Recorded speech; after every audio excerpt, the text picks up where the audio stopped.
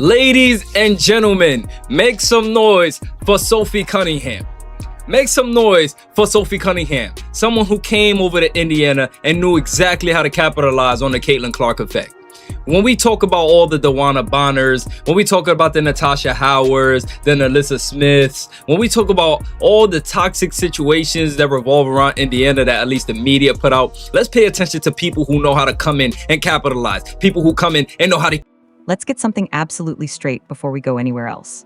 In a single hour, not a day, not a week, one single hour, Caitlin Clark and Sophie Cunningham generated $5.9 million in merchandise revenue. Not streaming numbers, not TV ratings. Cold, hard, physical product sales. Gone, wiped completely clean. Servers crashed, size charts emptied out in real time. Fans from Indiana to international markets were furiously refreshing their browsers, praying they weren't too late.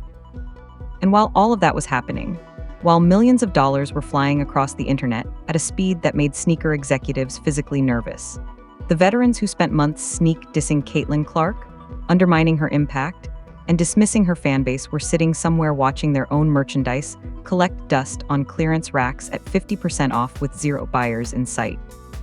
Right now, before we go any further, I need you to drop something in the comments. Were you one of the fans who tried to cop a pair and got shut out because your size sold out before you could even finish checking out? Because based on what we're about to show you, you were absolutely not alone. This is one of those moments where you genuinely have to ask yourself, did you just witness the financial restructuring of an entire professional sports league in 60 minutes? Because that is exactly what happened. And if you think this story ends at a shoe sale, you have absolutely no idea what's coming next. My size 8 sold out. Already ran out of my size. My size is sold out. Already sold out. They sold out already. This is sold out, sold out, sold out, sold out, copped. Folks, you couldn't. I mean, Sophie Cunningham has capitalized on the Caitlin Clark effect better than she is the second biggest star in this league. It's CC 1, fall off, Sophie Cunningham 2, fall off, whoever else you want to put in 3. There's no point to even argue who's third at this point because it's clearly Sophie Cunningham. Now we even put out, Sophie Cunningham even put out a teaser drop earlier this morning, 8:58, about her colorway coming out. It started quietly. Early on the morning of Friday, July 24th, Sophie Cunningham posted a teaser.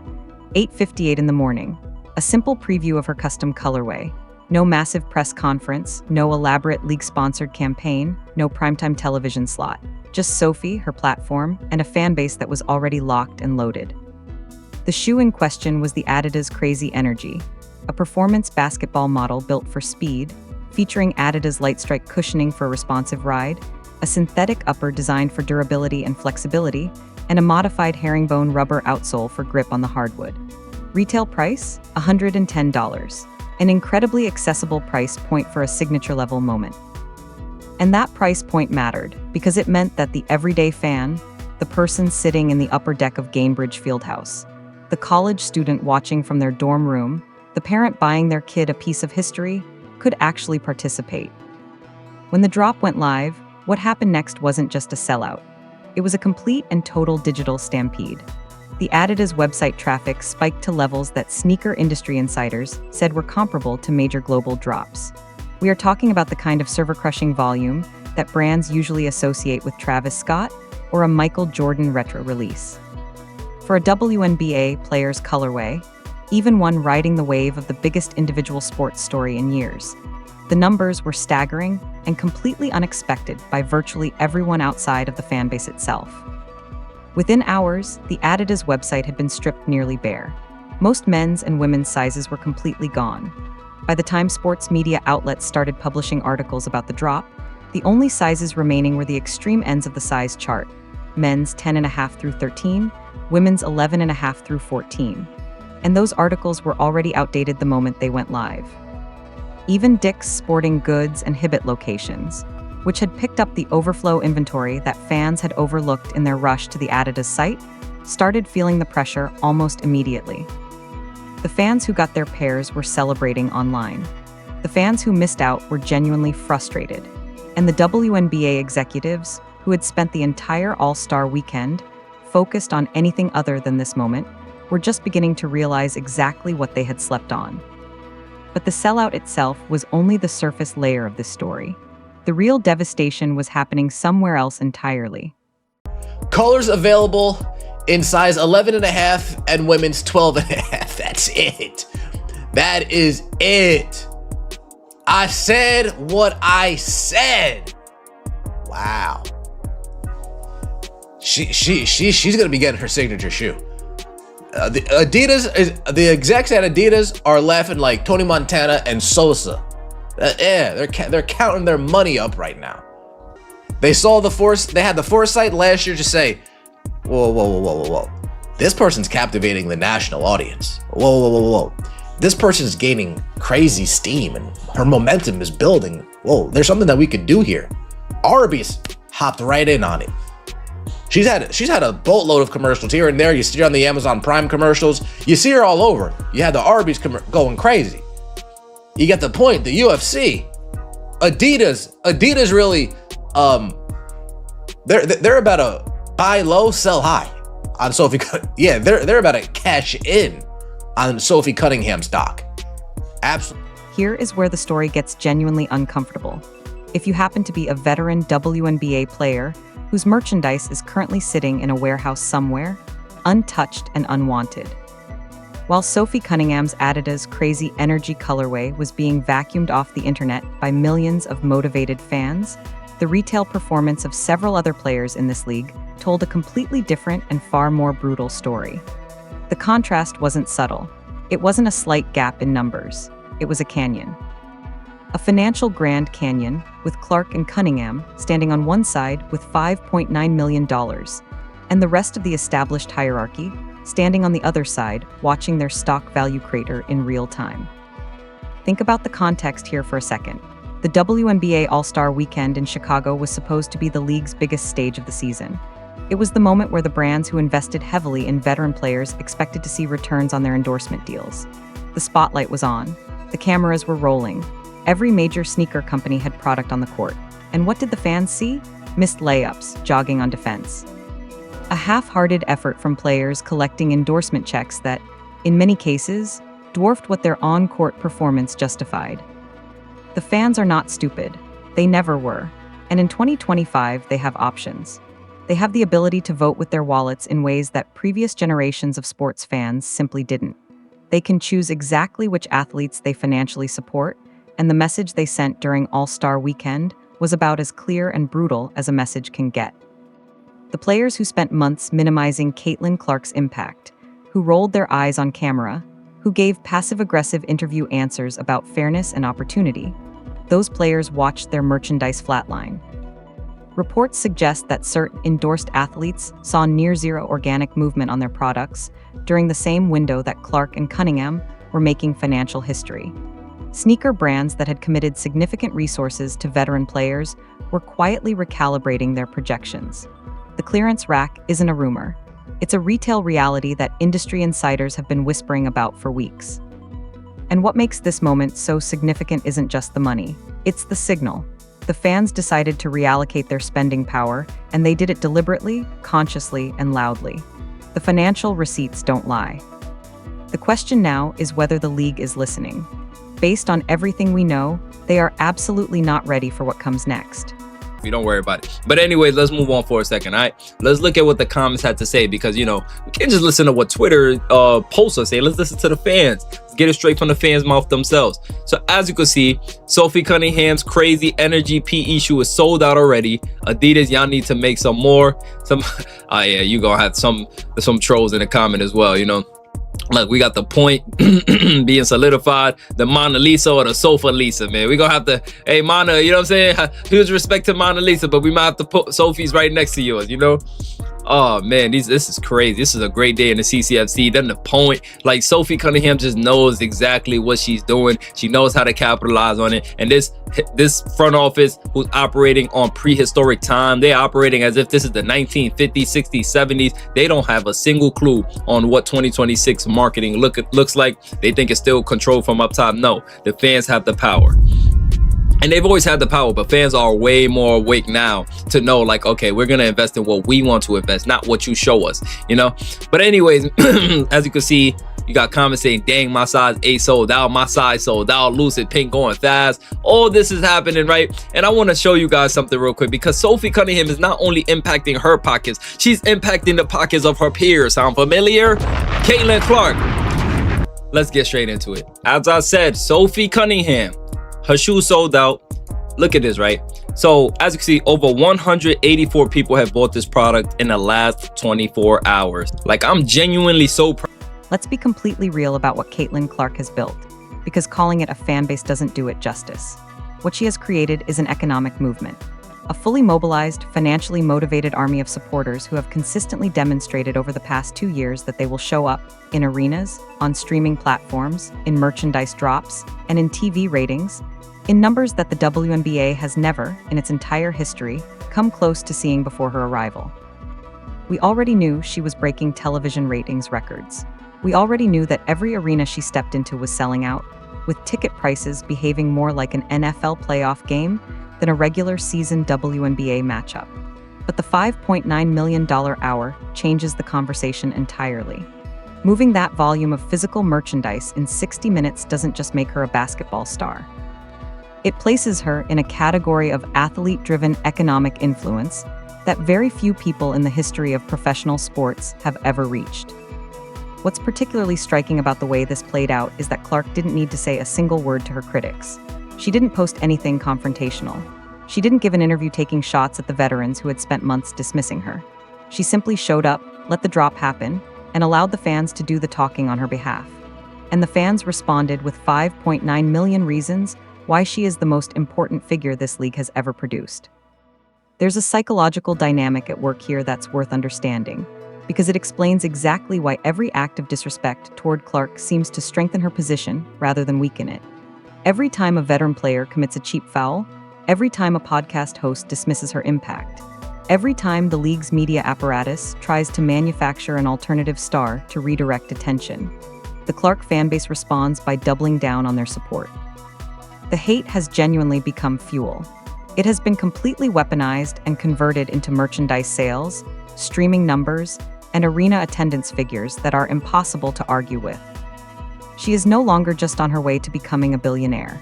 Based on the trajectory of her endorsement portfolio, Adidas, Nike, Gatorade, Panini, State Farm, and a growing list of brands fighting for her association, she is building a financial empire that will outlast her playing career by decades. And she brought Sophie Cunningham along for the ride. That part of the story deserves its own chapter. Before June 17th, most casual sports fans couldn't have picked Sophie Cunningham out of a lineup. She was known within WNBA circles as a tough, physical player, the kind of gritty competitor who sets hard screens, plays aggressive defense, and isn't afraid to make the game uncomfortable for opponents. But she wasn't a mainstream name. She wasn't trending on social media. She didn't have brands lining up to put her in campaigns. On TikTok, she hadn't even cracked 1 million followers. Then came the moment that changed everything.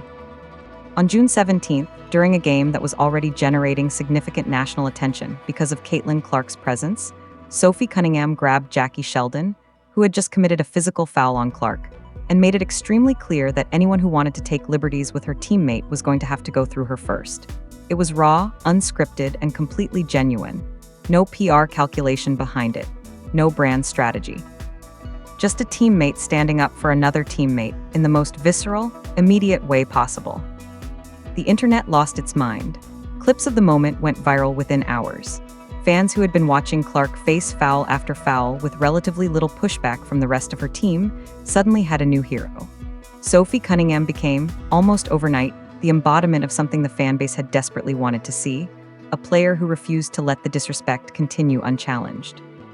The TikTok numbers tell the story better than anything else. Before that moment, Sophie was sitting somewhere below 1 million followers on the platform. Today, she is at 3 million and climbing. That growth didn't happen because of a league marketing push.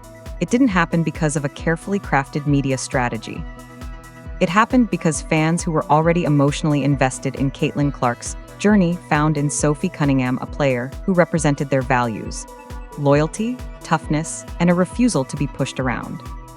By the time the Adidas drop happened, Sophie wasn't just riding Clark's coattails. She had built her own genuine following, her own authentic connection with the fan base, and her own lane in the cultural conversation around the WNBA. The shoe sellout wasn't a surprise to anyone who had been paying attention. It was the inevitable financial result of a months-long process of genuine fan attachment. And Adidas had seen it coming before almost anyone else did. There is a reason the executives at Adidas are reportedly in an extremely good mood right now. They made a bet that most of the industry considered a low-priority play at the time, and it just paid off in a way that is going to make for a very interesting quarterly earnings conversation. Sophie Cunningham's relationship with Adidas goes back to 2022, when she made the switch from Nike. At the time, it wasn't a headline-grabbing signing. She was a solid WNBA player with a developing reputation, not yet the viral cultural figure she would eventually become. Adidas brought her in quietly, at a point in her career when her market value was relatively modest. They gave her gear, gave her a deal, and gave her room to grow within the brand ecosystem. In sneaker industry terms, they bought low. What followed was a gradual but consistent upward trajectory. Sophie went from wearing $45 game shoes during her early professional seasons to appearing in the marketing campaign for the Adidas Dame 10 last summer. Each step up the Adidas ladder corresponded with her growing presence in the Indiana Fever system and her increasingly visible role as Caitlin Clark's most loyal and physically committed teammate. By the time Adidas made the decision to give her a custom player-exclusive colorway of the Crazy Energy, the calculation was obvious, at least in hindsight. They had a player with 3 million TikTok followers, a viral cultural moment behind her, an emotional connection with one of the largest and most financially active fan bases in women's professional sports, and a shoe priced at $110 that any fan could afford. The conditions for a massive sell-through event were all aligned perfectly. The result was exactly what anyone who understood the fan base dynamics would have predicted. And now, Adidas finds itself in an incredibly powerful position in the WNBA market, with both Clark, who is affiliated with the brand through her broader endorsement ecosystem, and Cunningham locked in as genuine commercial forces. Rival brands that invested heavily in veteran players are watching this play out with a combination of frustration and panic. They spent years backing the established names. Adidas quietly positioned themselves alongside the new wave, and the sell-through numbers from July 24th just confirmed which side of that bet was correct. The ripple effect of this drop, though, goes well beyond just Sophie and Caitlin's pockets. One of the most fascinating and genuinely underreported dimensions of this entire story is what Sophie Cunningham's commercial explosion is doing for the players around her. And this isn't speculation. The purchase data tells a remarkably clear story about how fan traffic flows when a player of Sophie's current cultural magnitude is attached to a product page. When the Adidas drop went live on July 24th, it wasn't just Sophie's colorway sitting on that page. Other WNBA players had their shoes listed alongside hers, including Sadu Sabali, whose colorway was available in the same drop window. Now, under normal circumstances, without the gravitational pull of Sophie Cunningham's fan base driving millions of visitors to that specific corner of the Adidas website, those other shoes might have seen modest, underwhelming numbers. That is simply the commercial reality of most WNBA merchandise in a pre-Clark era market. But that's not what happened. The traffic overflow from Sophie's listing was so significant that it carried neighboring products along with it. Reports showed that over 33 people had purchased certain adjacent products in the last 24 hours, and while that number might seem small in isolation, the critical question is this: would those sales have happened at all without Sophie's fan base flooding that page? In the honest assessment of anyone who understands how e-commerce traffic works, the answer is almost certainly no. Even more telling were the cases where fans appeared to be purchasing pink colorway shoes that weren't even Sophie's, simply because the color and context led them to believe they might be. Fans were buying adjacent products on the assumption that anything pink in that drop window had Sophie's name attached to it. That is an extraordinary level of brand association power for a player who, 12 months ago, wasn't even registering on the mainstream commercial radar. This is precisely what Caitlin Clark's broader impact on Indiana has done for the franchise as a whole. Every player who wears a Fever jersey benefits from the attention that Clark's presence generates. Every merchandise page that shares digital real estate with Clark or Cunningham products receives traffic it would never have earned on its own merits. Sophie is now beginning to replicate that same rising tide effect on a smaller but rapidly growing scale. Indiana isn't just a basketball destination anymore. It has become the commercial center of gravity for the entire league, and the establishment is furious about it. The WNBA front office and the league's old guard media apparatus built their entire business model on a fundamental assumption: that they controlled the narrative, that they could decide who the stars were, which players got the biggest promotional budgets, which stories got told on the biggest platforms, and ultimately which athletes became household names and which ones stayed in relative obscurity. For decades, that model worked reasonably well because the fans had limited alternatives. You watched what the league showed you. You bought what the league marketed to you. You accepted the hierarchy because you didn't have the tools to build your own. That model is completely, irreversibly dead now. What happened on July 24th wasn't just a shoe sellout. It was a demonstration of what fan-driven markets look like when the audience has the power to decide for themselves where their attention and their money goes. The league didn't run a campaign for Sophie Cunningham's colorway. There was no primetime promotional spot, no curated media push, no carefully scripted rollout strategy approved by league executives. Sophie posted a teaser at 8:58 in the morning, and her fanbase handled the rest. $5.9 million in 60 minutes, generated entirely by organic fan enthusiasm. Rumors suggest that league executives are increasingly anxious about their inability to control the financial narrative around Clark and her inner circle. The traditional levers of power, promotional access, all-star selections, media partnerships, are becoming less relevant every single week. When a player who didn't even make the all-star roster can outsell every all-star participant's merchandise combined, the entire concept of the league's promotional hierarchy starts to look not just outdated, but genuinely meaningless. It's been reported and widely speculated among industry observers that the front office's relationship with the Clark era remains complicated at best. The revenue she generates is undeniable and desperately needed, but the autonomy that comes with that revenue, the ability of Clark and her allies to operate outside the traditional promotional structure, makes the established power structure deeply uncomfortable.